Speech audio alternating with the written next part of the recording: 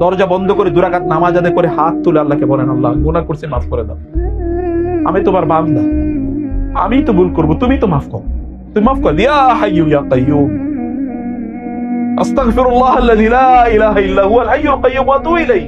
আল্লাহকে বলেন, হে আল্লাহ তুমি ক্ষমা করে দেবা, আমি গুনাহ করেছি, আমার সবগুলো গুনাহ মাফ করে দাও, আমার এই প্রবলেমটা তুমি সমাধান করে দাও, আমার এই সমস্যার সমাধান করে দাও। দরজা বন্ধ করে কাঁদেন। এই যে মুরব্বীরা ওই রাস্তার ঘাটে, বাজারে, দোকানে বৈশা কইলে কারো লাভ হবে না। এই যে ইয়াংরা ফেসবুকে লিখলে কোনো কাম হবে না। এগুলো শোনার কোনো মানুষ নাই। আজকে যার কাছে বলেছেন ওই লোক আপনার আগামীকাল উঠে দিয়ে আপনাকে খোঁটা দেবে, আপনার বিপদে যাবে। কিন্তু যিনি আপনার সমস্যার সমাধান করতে পারেন তাকে বলেন, চোখের পানি ফেলে তাকে বলেন। দেখেন চোখের পানি ফেলতে দেরি, কিন্তু আপনার ওই সমস্যার সমাধান হতে দেরি নাই। সমস্যার সমাধান করতে পারেন কে? আল্লাহ সুবহানাহু ওয়া তাআলা। তায়েফের ময়দানে রাসূল সাল্লাল্লাহু আলাইহি ওয়াসাল্লামকে লোকেরা কি পরিমাণ অত্যাচার করলো, তাকে অত্যাচার করে তার এই ছোট, তিনি গেছেন তায়েফের লোকদেরকে দ্বীনের কথা বলতে, ইসলামের কথা। উনি তো কোনো টাকা পয়সা চাইলেন, এই চাইছেন কোন টাকা পয়সা চাইছেন? ইয়া আল্লাহ তাআলা কোরআনে বলছেন, আপনি কি ওদের কাছে টাকা পয়সা চাচ্ছেন নাকি যে ওরা এই টাকা পয়সা দেওয়ার ভয়ে আপনার বিরোধিতা করছে? আপনি তা চাচ্ছেন? আম লাহুম কিতাবুন ফিহি ইয়াদরুসুন। আল্লাহ তাআলা কোরআনে স্পষ্ট করে বলছেন ওরা আসলে কি বলে, ওরা কেন বিরোধিতা করছে আপনার। রাসূলুল্লাহ সাল্লাল্লাহু আলাইহি ওয়াসাল্লাম তাদেরকে গেলেন দাওয়াত দেওয়ার জন্য। কেউ তারা কি করলো, ছোট ছোট বাচ্চাদেরকে, দুষ্ট বাচ্চাদেরকে তারা লেলিয়ে দিল। দুষ্ট বাচ্চারা তিনি মধ্যখান দিয়ে রাস্তায় চলছেন, দুপাশে রাস্তার থেকে পাথর নিয়ে বাচ্চারা রাসূল সাল্লাল্লাহু আলাইহি ওয়াসাল্লামের পায়ে মারছে যেন তিনি হাঁটতে না পারেন। পা রক্তাক্ত হয়ে গেছে এবং পায়ে তো ছিল চামড়ার জুতা, চামড়ার জুতা রক্ত লেগে জুতা আটকে গেছে। এত রক্তক্ষরণ হচ্ছে তিনি বেহুশ হয়ে পড়ে গেলেন। কিছুক্ষণ তার হুঁশ ছিল না। আব্দাস নামক এক খ্রিস্টান কৃতদাস এসে রাসূল সাল্লাল্লাহু আলাইহি ওয়াসাল্লামকে একটু পানি এবং খেজুর আঙ্গুর দিলেন। তিনি একটু খেলেন, তার একটু হুঁশ ফিরে আসলো। তিনি খাওয়ার সময় বললেন বিসমিল্লাহ। কি বলে খেলেন? বিসমিল্লাহ। আব্দাস বলল, আপনি বিসমিল্লাহ বলে খাচ্ছেন, আপনি কে? বলে তুমি কে? বলে আমি আব্দাস। তোমার বাড়ি কই? বলে আমার বাড়ি তো নিনা নামক জায়গায়। নিনা মানে হচ্ছে এটা ওই যে আপনার মানে ইরাকের কাছাকাছি একটা নিনা নামক জায়গায়। এখান থেকেই ইউনূস আলাইহিস সালামের নাম হচ্ছে যুন্নুন। তো বলে যে অথবা নুন মানে হচ্ছে মাছ, বড় মাছ। তো নিনা নামক জায়গা। বলে ও নিনা, তুমি তো নিনাতে তো আমার ভাই ইউনূস আলাইহিস সালামের জন্ম হয়েছে, উনি তো ওইখানকার নবী। বলে আপনি তাকে চেনেন? বলে কেন চিনবো না, আমিও নবী উনিও নবী, আর আমরা নবীরা ভাই ভাই। বলে আপনি কে? বলে আমি তো নবী, আল্লাহ তাআলা এই উম্মার জন্য আমাকে পাঠিয়েছে। বলে তো আমি তো আপনারই খুঁজতেছি।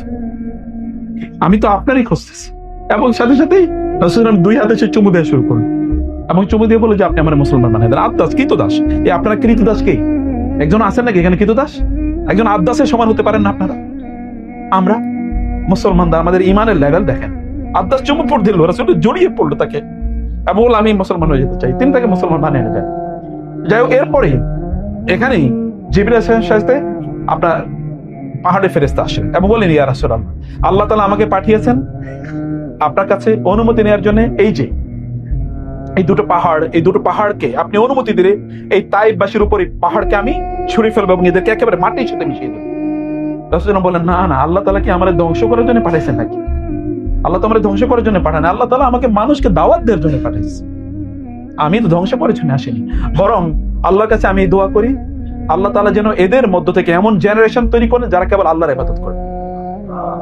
এরপরে ফেরেশতারা চলে গেল। তিনি এবার দুহাত তুলে আল্লাহকে বলেন, আল্লাহুম্মা ইন্নী আশকু ইলাইকা বাসি, আল্লাহুম্মা ইন্নী আশকু ইলাইকা দুআফা কুওয়াতি ওয়া কিল্লাতা হিলাতি ওয়া হাওয়ানি আলান নাস।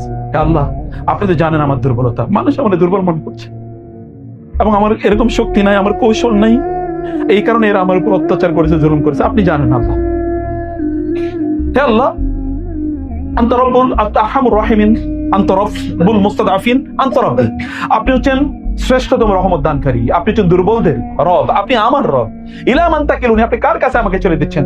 ইলা বাঈদিন ইয়াতাজাহতামুনি, এমন কোন দূরবর্তী ব্যক্তির কাছে যিনি আমার উপর জুলুম অত্যাচার করবে।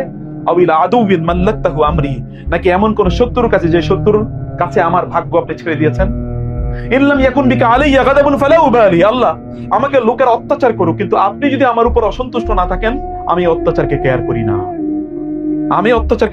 কে আমার বিরোধিতা করলো, কে আমার উপর জুলুম করলো, আমি কেয়ার করি না। যদি আপনি আমার প্রতি সন্তুষ্ট থাকেন, তাহলে আমার জীবন দিয়ে হলো আপনার দিনকে আমি জমিন প্রতিষ্ঠা করে ছাড়বই। কথা কি দেখেন, জুলুমের নিচে পড়ে একটা লোক এরকম কথা বলে। এটা কেমনে, কিভাবে সম্ভব? এটা কিভাবে সম্ভব? জুলুম, তাকে হত্যা করার জন্য সকল পরিকল্পনা করেছে। তো তিনি বলছেন, যদি আপনি আমার প্রতি অসন্তুষ্ট না থাকেন, তাহলে আমি কোনো কেয়ার করি না। ফালাউল বাহারি, আমি কাউকে, I don't care anyone, I don't care anything. যত কষ্ট দুঃখই হোক না কেন, আমি সব আপনার দিনের জন্য, আপনার জন্য করবো। প্রিয় ভাইয়েরা, আল্লাহকে কেউ যদি ভালোবাসতে পারে, তাহলে সে অন্তর থেকে মজাটা পায়। এই মজা পাওয়ার কারণে সে তখন আর দিনকে কোনোভাবে পরিত্যাগ করে না। হৃদয়টাকে আল্লাহর স্থান বানাইতে হবে, যেন আল্লাহ সুবহানাহু ওয়া তাআলার আসন আছে, আল্লাহর ভালোবাসা আপনার হৃদয়টা জুড়ে আছে। কারণ আল্লাহ সুবহানাহু ওয়া তাআলা আপনার হৃদয়ের দিকে, অন্তরের দিকে তাকান। আল্লাহ তাআলা আপনার অন্তরের দিকে তাকান। আল্লাহ সুবহানাহু ওয়া তাআলা আপনার আমল কত বেশি, এর দিকে আল্লাহ তাকান না। আর হৃদয়কে যদি আপনি পরিচ্ছন্ন করতে পারেন, তাইলে ওই যে একাকী যখন থাকবেন, তখন আল্লাহকে স্মরণ করে আপনার চোখ থেকে পানি পড়বে, আদারওয়াইজ পানি পড়বে না, আদারওয়াইজ পানি পড়বে না। অতএব এটা আপনাদের করতে হবে। এবং 3 নম্বরের যে বিষয়টি, তা হলো মানে আল্লাহর সাথে একাকী কিছু সময় কাটান। ফেসবুকে যে পোলা পায়েন, ফেসবুকের সাথে সময় কাটান। এই যে বুড়ারা টেলিভিশন দেখে দেখে সময় কাটান, কেবল সারা জীবন ধইরা ব্যবসার হিসাব করলেন, দোকানের হিসাব করলেন, জমির হিসাব করলেন, কিন্তু আল্লাহর হিসাব কখন করবেন? আল্লাহর সাথে আপনার সময়ের হিসাব কখন করবেন? টাইম কিন্তু চলে যাচ্ছে। দেখেন না, যারা মরে গেছে তাদের খবর কই? আপনার বাপ দাদাদেরই খবর কই? কয়জনের স্মরণ আপনি করেন? আপনি আপনার বাপ দাদার খবর রাখেন, আর আপনার ছেলে মেয়েরা আপনার খবর রাখবে? এটা কেমনি চিন্তা করেন? কিভাবে চিন্তা করেন? আর দুনিয়া মালউনাতুন, দুনিয়াটা হচ্ছে লানত প্রাপ্ত, এবং এর মধ্যে যা কিছু সব লানত প্রাপ্ত। ইল্লা যিকরুল্লাহি ওয়া মান ওয়ালাহু আও আলিমান আও মুতাআল্লিমান, এর মধ্যে কেবল তারাই বেঁচে যাবে আল্লাহর জিকির যারা করে, এবং আল্লাহর জিকিরকারীদের সাথে যারা সম্পর্ক রাখে, যারা দিনী জ্ঞান অর্জন করে, দিনী জ্ঞান বিতরণ করে। তারা ছাড়া সব ধ্বংসপ্রাপ্ত। তারা ছাড়া সব, আল্লাহর সাথে কানেক্টেড থাকলে আল্লাহ সুবহানাহু ওয়া তাআলা আপনাকে বাঁচিয়ে দেবে, আল্লাহ আপনাকে রক্ষা করবে নেই। অতএব, এবং 3 নম্বর, তাওবা করেন। অনেক গুনাহ করেছে, তাতে কি আসে যায়? আপনার গুনার চেয়ে আপনার রবের ক্ষমা কি ছোট না বড়? অনেক বড়, অনেক বড়। কত বড় গুনাহ করবেন আপনি? ইয়া ইবাদি আল্লাযীনা আসরাফু আলা আনফুসিহিম লা তাকনাতু মির রাহমাতিল্লাহ ইন্নাল্লাহা ইয়াগফিরুয যুনুবা জামিআ। এই লোকেরা কত বড় গুনাহ করছে, তোমার গুনাহ কত বড় বলো? এই গোটা দুনিয়া যদি তুমি গুনাহ দিয়ে ভর্তি করে ফেলো, তাহলে আমি তার চেয়ে বড় ক্ষমা দিয়ে তোমাকে ক্ষমা করে দেব। আল্লাহকে বলেন, আল্লাহ ক্ষমা করে দাও, বলেন, ভেতর থেকে বলেন, আল্লাহ ক্ষমা করে দাও। তাহলে দেখবেন আপনি, আপনার এর মাধ্যমে আপনার অন্তর নরম হবে, দিল নরম হবে। এটা দিল নরম করার অন্যতম প্রধান একটা উপকরণ, প্রিয় ভাইরা। আল কলবু ইয়াসলাবু মিন কাসরাতিজ যুনুব, মানুষের অন্তর কঠিন হয়ে যায় গুনাহ করার কারণে। গুনাহ করার কারণে মানুষের অন্তর কঠিন হয়ে যায়। গুনাহ করতে করতে করতে রাসূল সাল্লাল্লাহু আলাইহি ওয়াসাল্লাম বলেছেন, ইযা আযনাবাল আবদু যামবান নুকিতাত ফি কলবিহি নুকতাতুন সাউদা। লোকেরা যখন গুনাহ করে, তখন তার অন্তরে কি কালো দাগ পড়ে যায়। কালো দাগ পড়তে পড়তে এমন একটা অবস্থা হয়ে যায় যে তার অন্তরে আর কোনো দিনই কথা আর দিনই কাজের কোনো প্রভাবই তার অন্তরে পড়ে না। যখন নামাজে দাঁড়ায়, তখন তার মন পড়ে না। যখন জুমা বারে, তখন সে দেরিতে মসজিদে আসে, কোনোদিন খারাপ লাগে না এই লোকে। এমন একটা মুসলমান, এই সকল মুসলমান জুমা বারে, ভালো করে শুনেন, এরপরে কোনদিন জুমা যদি আপনাদের এখানে আসি, তাহলে দেখবো যে আপনাদের ইমানের পারদ কোন লেভেলে আছে। আজান হওয়ার পর অন্য সকল কাজ করা নিষিদ্ধ, হারাম সব কাজ করা। ওয়াজারুল বাই, ব্যবসা বাণিজ্য, এঙ্গেজমেন্ট, বিজনেস অ্যাক্টিভিটিস যত যা আছে সব বন্ধ। দৌড়াইতে হবে কোথায়? ফাসাউ, দৌড়াও, সাই, দৌড়ানো, ইলা যিকরিল্লাহ, খুতবা শোনার জন্য। ওয়াজারুল বাই, ব্যবসা বাণিজ্য বন্ধ করো। যালিকুম খায়রুল লাকুম, এটা তোমাদের জন্য উত্তম। ইন কুনতুম তাআলামুন, যদি জ্ঞান থাকে, বুদ্ধি থাকে, তাহলে এটা তোমাদের জন্য উত্তম। অতএব এখানে চলে আসতে হবে। যখন খুতবা, খতিব সাহেব যখন খুতবা চলছে, খতিব যখন খুতবা দেয়া শুরু করে দেয়, এর আগে ফেরেশতারা এসে মসজিদের দরজায় বসে। এর আগে ফেরেশতারা কি করে? মসজিদের দরজায় বসে। যখন খতিব সাহেব খুতবা শুরু করে, তখন খতিবের খুতবা শোনার জন্য ওই যে ফেরেশতারা, তারা তাদের আমলনামাটা বন্ধ করে ফেলে। এই যে কারা মসজিদে আসে, এটা কিন্তু খতিব, এটা কিন্তু কে লেখে? ফেরেশতা কিন্তু লিখতে থাকে। আপনার কথা বুঝতে পারছেন? যখন আপনি মসজিদে আসেন জুমাবারে, তখন ফেরেশতারা আপনাদের নাম লিখতে থাকে। কিন্তু যদি খতিব খুতবা শুরু করে দেন, তখনই ফেরেশতারা নাম লেখা, ওই যে তারা কি ওই ইয়েটা বন্ধ করে দেয়। ওই আপনার এই যে মানে মুসহাফ পড়তে যেখানে তারা লেখে, এটা বন্ধ করে দেয়। ডায়েরি লেখা বন্ধ করে দেয়, এবং রেকর্ড বুক বন্ধ করে দেয়, হাজিরা খাতা বন্ধ করে দেয়। এরপরে কে আসছে? এর হাজিরা খাতা তার নাম উঠতেছে। কথা বুঝতেছেন? হাজিরা খাতা নাম উঠতেছে। আপনি নামাজ পড়তে পারেন, অথবা আপনার ফরজ যে দায়িত্ব পালন হয়ে গেল, কিন্তু আপনার ফরজ, আপনার খাতা কিন্তু নাম নাই। কিয়ামতের দিন যদি বলা হয় তুমি আসছো কিনা, আপনি বলেন গেছি, চ্যালেঞ্জ করবেন, কিভাবে গেছো? তোমার এই যে হাজিরা খাতা নাম নাই তো, যারা চাকরি বাকরি করেন তারা জানেন, হাজিরা খাতা নাম না থাকলে তো ইয়ে বন্ধ, স্যালারি বন্ধ, বেতন বন্ধ। হাজিরা খাতা নাম নাই কেন? কি করছো তুমি? প্রমাণ করতে হবে যে তুমি এসছো। কোত্থেকে প্রমাণ করবেন? কে আপনার পক্ষে সাক্ষী দেবে সেদিন? কে সাক্ষী দেবে আপনাকে? ইয়াউমা তাশহাদু আলাইহিম আলসিনাতুহুম ওয়া আইদিহিম বিমা কানু ইয়াকসিবুন। সেদিন আল ইয়াউমা নাখতিমু আলা আফওয়াহিহিম ওয়া তুকাল্লিমুনা আইদিহিম ওয়া তাশহাদু আরজুলুহুম বিমা কানু ইয়াকসিবুন। সেদিন আপনার মুখ বন্ধ হয়ে যাবে, কথা বলবে না, কিন্তু হাত এবং পা বলবে দেরি করে আসছে। এই কারণে আমলনামায় নাম লেখা হয় না। তখন দেরি করে আসছিল কেন? কি করছো? বলছে আমি তো অন্য কাজে ছিলাম। আমি কি বলি নাই যে অন্য কাজ করা নিষিদ্ধ? আজান দিলে কেন আইলা অন্য কাজে? তুমি তো আমাকে ডিফাই করছো, ডিনাই করছো, আমাকে অস্বীকার করছো, প্রত্যাখ্যান করেছো, আমার কথা শোনো নাই, তোমার নামাজ বন্ধ, যাও তোমার নামাজ আমি অ্যাকসেপ্ট করলাম না, আমি এটাকে ফেলে দিলাম, আমি এটাকে ছুঁড়ে ফেলে দিলাম, যাও। কি করবেন? সেটা করবেন কি? আল্লাহর সাথে ডিবেট করবেন? না, গ্রহণ করতে হবে। তখন মাস্তান নিয়ে যাবেন, এলাকার অনেক বড় রাজনীতিবিদ নিয়ে যাবেন, যে ঠিক আছে আমার পক্ষে একটু সাফাই গাও। অথবা কোন মানে পিস সাহেবের ধরছেন, অথবা কোন খাজা বাবারে ধরছেন, কোন বড় মুফতিরে ধরছেন, কোন বড় মাওলানার, কোন বড় শেখেরে ধরছিলেন, তখন শেখেরা আপনাকে নিয়ে বাঁচাবে? Never never. আপনার বাবা মাই তো আপনার খবর নেবে না। ইয়াউমা ইয়াফিরুল মারউ মিন আখি ওয়া উম্মিহি ওয়া আবিহি ওয়া সাহিবাতি ওয়া বানি। প্রিয় ভাইরা, অতএব মসজিদে আগে আসতে হবে।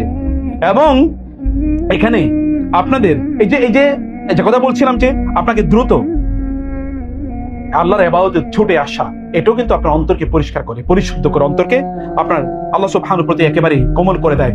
জিয়ারাতুল কুবুর, কবরকে কি করা? কবর জিয়ারত করা। কবর জিয়ারত করতে এখন আমাদের একেবারে উঠেই গেছে। আমাদের অধিকাংশ লোক কবর জিয়ারত করতে যায় রাজনীতিতে যখন দাঁড়াইবো, ইলেকশনে দাঁড়াইবো, তো শাহজালালের কবর জিয়ারত করতে যায়। পুরা কাজটাই হারাম, একটা শিরকি কাজ। তারপরে এনে গেছে শিরক কিভাবে রন্ধ্র রন্ধ্র ঢুকিয়ে দিয়েছে দেখছেন? খাজা বাবার কবর জিয়ারত করতে যাবে, বাপ মার খবর নাই। কবর জিয়ারতের জন্য সফর করা জায়েজ নাই, বুঝতে পেরেছেন? কবর জিয়ারতের জন্য সফর করা কি নাই? জায়েজ নাই। আপনি কবর জিয়ারত করবেন এখানে, আপনার আশপাশে যে কবর আছে সেটা জিয়ারত করবেন, কিন্তু ওই আপনার বাবা মার জন্য কবর জিয়ারত করতে যাবেন, গ্রামে গেছে কি 200 কিলোমিটার অতিক্রম করে গ্রামে গেছে বাপের কবর জিয়ারত করার জন্য। এর আগে কোনোদিন খবর হয় না, সিনেমা দেখে দিন কাটাইছে, নাটক দেখে দিন কাটাইছে, হারাম ব্যবসা করে দিন কাটাইছে, মানুষের গালিগালাজ করে দিন কাটিয়েছে। এখন গেছে মুসল্লির সাথে, দিনদার সাথে 200 কিলোমিটার 300 কিলোমিটার অতিক্রম করে বাপ মায়ের কবর জিয়ারত করতে গেছে। কবর জিয়ারত তুমি ডেইলি করবা, প্রতিদিন বাবা মার জন্য দোয়া করবা, রব্বির হামহুমা। এটা কি কবর জিয়ারতের সাথে সম্পৃক্ত? কবর জিয়ারত করলে কি ওই কবরবাসীর কোনো লাভ আছে? কবর জিয়ারত করবে ব্যক্তি তার নিজের জন্য। কবর জিয়ারত করলে আপনার ঈমান বাড়বে, আখিরাতের কথা মনে পড়বে, অন্তরটা নরম হবে। এই কারণে কবর জিয়ারত করবে আপনার জন্য, কবরবাসীর জন্য দোয়া করার জন্য কবরের কাছে যাওয়ার প্রয়োজন নাই। বুঝতে পারছেন কথা? ভালো করে শুনে নিয়েন, এগুলো নতুন কথা না, এটাই কথা। আপনি তো কোনোদিন দিন শিখেনি নাই, আপনার কাছে তো নতুন মনে হবে। আপনি দিনের কি জানেন? যদি বলে আলহামদুলিল্লাহ সূরার অনুবাদ বলেন, তো এখানকার কয়টা লোক বলতে পারবেন বলেন? তাহলে আপনি দিন জানেন কি? কিছুই তো জানেন না, কেবল দুনিয়া নিয়ে সারা জীবন ব্যস্ত ছিলেন। দিনের পড়াশোনা কবে করেছেন? কয়টা আলোচনা ঠিক মতো শুনেছেন? মসজিদে তো আসেন আর জীবন একেবারে যখন খুতবা শেষ তখন। এরপরে তো তাহলে আপনি তো দিনই আলোচনা শুনেন না, দিন বুঝেন না। দিনের কয়টা বই পড়েছেন? কোরআনের কয়টা সূরার আপনি অনুবাদ পড়েছেন? কয়টা সূরা তাফসীর পড়েছেন? কিছুই না। তাহলে এইটা হচ্ছে আমাদের দিনের অবস্থা, প্রিয় ভাইরা বোনেরা। এবং এই জিকিরের মাজলিস যেখানে দিনই আলোচনা, এই আলোচনা এখানে বুঝবেন। আমি আজকে আস্তে একজন আলোচকের, বাংলাদেশে খুব প্রমিনেন্ট এই সময়ের, মানে অন্য ঘরানার আলোচক, মানে দিনই আলোচক, কোন ইসলামিক ব্যক্তিত্ব না, কিন্তু তিনি বলেছেন একজন আলেমের কথা, যে আমি অমুকের ওই আলোচনাটা শোনার পরে আমার জীবনে যে পরিবর্তন হয়েছে, এই পরিবর্তনটা আমি বুঝাতে পারবো না। আমার একেবারে মানে আগে ছিলাম সেকুলার আলট্রা, এখন হচ্ছে আমি কি একজন প্রকৃত মুমিন হিসেবে কাজ করার জন্য চেষ্টা করছি। একটা লেকচার মনোযোগ দিয়ে শুনেছেন, এবং উনি বলেছেন আমি সারা রাত জুড়ে ওই বক্তৃতা শুনেছি, এবং সকালবেলা যখন আমি নামাজ পড়লাম 2 রাকাত ফজর নামাজ, আমার মনে হলো আমার গোটা জীবনে কোনোদিন ইবাদতে আমি এত স্বাদ পাই নাই। একটা আলোচনা গোটা জীবনকে পরিবর্তন করে দিতে পারে, একটা আলোচনা গোটা জীবনকে পরিবর্তন করে। কিন্তু আপনি কয়জন আলোচনার নাম শুনছেন? কেবল শুনবেন যেগুলি বেদাতের কথাবার্তা বলে, কিচ্ছা কাহিনী, গল্প গুজব, কোরআন হাদিসের কিচ্ছু নেই, এগুলো কেবল শুনবেন। কানে সুখ, কানের সুখের জন্য আপনারা জানুন, কিন্তু দিনের সুখের কোনো পরিতৃপ্তি। তারপর হচ্ছে যে হচ্ছে আপনাকে দান করতে হবে, দান সাদাকা। গোপনে দান সাদাকা করবেন, প্রকাশ্যে না। এখন তো ক্যামেরা বসায় তারপরে দান করে নাকি, সাংবাদিক খবর দিয়া তারপরে দান করে। এমন জায়গায় দেখেছি দান করে বলবো 100 টাকা, কিন্তু সাংবাদিকের পেছনে খরচ করতে 10,000 টাকা। এরকম আছে কিনা? অধিকাংশ লোকের চরিত্র হচ্ছে এরকম। এটা তো মুনাফিকের আলামত। এবং কোন একজন ব্যক্তি যদি আল্লাহকে সন্তুষ্ট না করা বরং মানুষকে দেখানোর জন্য দান করে, ওই ব্যক্তির এই দানের কারণে সে জাহান্নামে যাবে। ওই ব্যক্তির দানের কারণে কি জাহান্নামে যাবে। দান করেন গোপনে, কেউ না দেখুক। ওই যে 7 শ্রেণীর লোকদেরকে আল্লাহ সুবহানাহু ওয়া তাআলা কিয়ামতের দিন ভিআইপি হিসাবে আর মানে কিয়ামতের ময়দানে আল্লাহর ছায়া প্রদান করবেন। তোমাদের একজন ব্যক্তি কি ওয়ারাজুলুন তাসাদদাকা বিসাদাকাতিন ফাআফাহা হাত্তা লা তা'লামু শিমালুহু মা তুনফিকু বিহি ইয়ামিনুহু। এমন একজন ব্যক্তি যিনি সাদাকা দান করেন এমন ভাবে যে তার বাম হাত জানে না ডান হাত কি দান করেছে, এমন ভাবে গোপন ভাবে সে দান করে। কিছু দান করবো এরকম করে 5 টাকা 10 টাকাই করেন, সমস্যা কি? সবই দেখা করতে হবে, সব দেখে একবার ফেসবুকে একটা পোস্ট দিতে হবে, আমি এই দান করলাম, আমি দানবীর, তাই না? এরকম একটা ভাব, এটা তো জীবন দুনিয়া আখিরাতকে বরবাদ করে দেবে। এটি করবেন না। এবং এক এক রাতের অন্ধকারে যখন নামাজ দাঁড়াবেন একাকী আল্লাহ তাআলার কাছে দুহাত তুলে দোয়া করেন, আল্লাহকে বলেন একটা করে দেখেন, অন্তত জীবনটা 60টা উপভোগ করবেন। পিতামাতার সাথে উত্তম আচরণ, পিতামাতার সাথে সুন্দর করে কথা বলা, আপনি বরকত জীবনে কল্যাণ পাবেন। পিতামাতার সাথে উত্তম আচরণ না করে কিভাবে সম্ভব? এটা কমপ্লিটলি অসম্ভব একটা জিনিস। এবং সর্বশেষ যে কথা বলছি তা হলো যে আমাদের চোখটাকে হেফাজত করতে হবে। অন্তর কিন্তু কি, I is the Messenger of heart ইংরেজিতে বলা হয়, মানে চোখের কারণে অন্তর কি হয়ে যায়, কঠিন হয়ে যায়। দেখেন না কোরআনে সূরা নূরে বারবার বলেছে কুল্লিল মুমিনিনা ইয়াগুদ্দু মিন আবসারিহিম ওয়া ইয়াহফাযু ফুরুজাহুম ওয়া কুল্লিল মুমিনাতি ইয়াগুদ্দুনা মিন আবসারিহিন্না ওয়া ইয়াহফাযুনা ফুরুজাহুন্না ওয়া লা ইউবদিনা যিনাতাহুন্না ইল্লা মা যাহারা মিনহা ওয়া লা ইয়াদরিবনা বিখুমরিহিন্না আলা জুয়ুবিহিন্না ওয়া লা ইউবদিনা যিনাতাহুন্না ইল্লা লিবুউলাতিহিন্না ওয়া বাইনা। এভাবে আল্লাহ তাআলা বলেছেন যে পুরুষ এবং নারীরা তাদের চোখটাকে হেফাজত করবে। যদি আপনার চোখকে হেফাজত, এত জেনা ব্যভিচার চারিদিকে কেন? কারণটা কি? এই যে এখনকার ছেলে মেয়েরা, আপনার এলাকায় মুরব্বী থাকতে এখানকার পোলাপাইন কিভাবে একটা ছেলে একটা মেয়ে বিয়ে করে না, এখন একজন আরেকজন কি কিন্তু তারা এখানে রাস্তায় হাত ধরে ধরে হাঁটে, কিভাবে সম্ভব? এখন থেকে 50 বছর আগে তো কেউ চিন্তা করতে পারে না, এখন থেকে 40 বছর আগেও কেউ চিন্তা করতে পারে, 30 বছর আগে কেউ চিন্তা করতে পারে নাই। আমি যখন পড়াশোনা করেছি, অনেক বেশি আগের কথা না, আমি ধরেন ইউনিভার্সিটি পাস করছি এখন থেকে 25 বছর আগে, 24 বছর আগে। তো সেই সময় দেখেছি, আমি ইউনিভার্সিটি দেখি নাই, আমার সাথে যারা পড়েছে একটা মেয়ের চেহারা আল্লাহর কসম আমি মনে রাখি না, এবং একজনকে দেখছি এরকম কোনো রেকর্ড নেই। এবং এটা আমার জন্য না, আমার ফ্রেন্ডদের মধ্যে অধিকাংশই ক্লাসমেট যারা ছিল ইউনিভার্সিটিতে, ওই মেয়েদেরকে কেউ কোনোদিন দেখো না, মানে তাদেরকে তাকায় না, ওরা আলাদা কোথায় বসছে কি কোনোদিন খেয়ালও রাখি না, আমরা খবর রাখি না। আর এখন তো না চিনলে কবিরা গুনাহ হয়ে যায়, ওরে আমি চিনলাম না, আমার এখন আত্মহত্যা করা উচিত, আছে কিনা এরকম? এই যে ইয়াং ছেলেরা আছে, এলাকার কোন মেয়ে যদি এই ছেলেটার ব্যাপারে এই ছেলেটা ভালো, তাহলে আমি কি বললাম, এলাকার সব মেয়ে বলছে খারাপ একটা নেই, কারণ সবার সাথে তারা অলরেডি ফেসবুকে এবং মেসেঞ্জারে কথাবার্তা আদান প্রদান হয়ে গেছে। এরকম একটা পরিস্থিতি আমরা যাচ্ছি, সেটা আইয়ামে জাহিলিয়াতের চেয়ে ভয়াবহ অবস্থা।